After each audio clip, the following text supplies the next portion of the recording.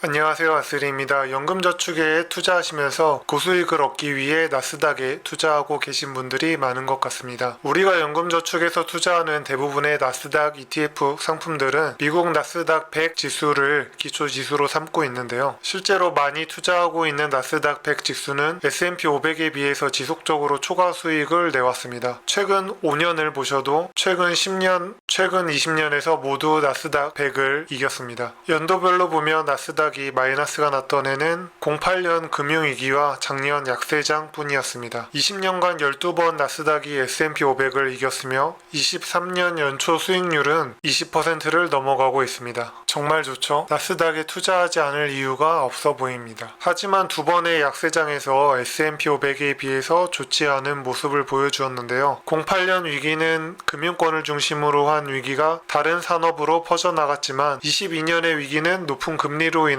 큰 레버리지를 통해 사업을 확장시켜 나가는 기술주 중심의 나스닥이 큰 타격을 받을 수밖에 없었습니다. 정리해보면 S&P 500의 연평균 상승률은 9.96%, 나스닥 100은 14.44%였습니다. 최고 32%와 54%까지 상승한 해도 있었지만 08년 금융위기 때는 36% 그리고 마이너스 41% 하락을 맞이하기도 했습니다. 특히 08년의 하락 때는 순간적으로 지수가 반토막 나는 경우도 맞이했습니다. 하지만 09년에 상승률처럼 하락한 다음 해에는 S&P 500보다 높은 상승률을 보여주었는데요. 저도 그래서 작년 하락장에서 나스닥 ETF의 비중을 꾸준히 늘려오고 있습니다. 아니 아스리 이 정도 수익률 차이면 리스크를 감수하더라도 나스닥에 계속 투자하는 게 유리한 거 아니야? 우선 저는 나스닥 100이 전고점을 뚫는 상황까지만 투자 후에 전량 매도 후 S&P 500을 보유하려는 계획을 가지고 있습니다. 저는 지금이 4차 산업 시대에 초입에 왔을 뿐이고 나스닥 기업들이 그 기술을 돈과 연결시킬 수 있는 충분한 능력이 있다고 생각합니다. 3년 안에는 충분히 전고점에 도달할 수 있지 않을까 감히 예상을 해봤습니다. 하지만 문제는 그 다음이라고 생각합니다. 나스닥 100은 닷컴 버블로 불리는 2000년 마이너스 81%의 하락을 기록했습니다. 그에 반해 S&P 500은 그 위기 속에서도 마이너스 44% 하락에 그쳤습니다. 말이 마이너스 81%지 우리가 나스닥에 올인해서 연금으로 한 3억쯤 모았는데 마이너스 81%가 돼서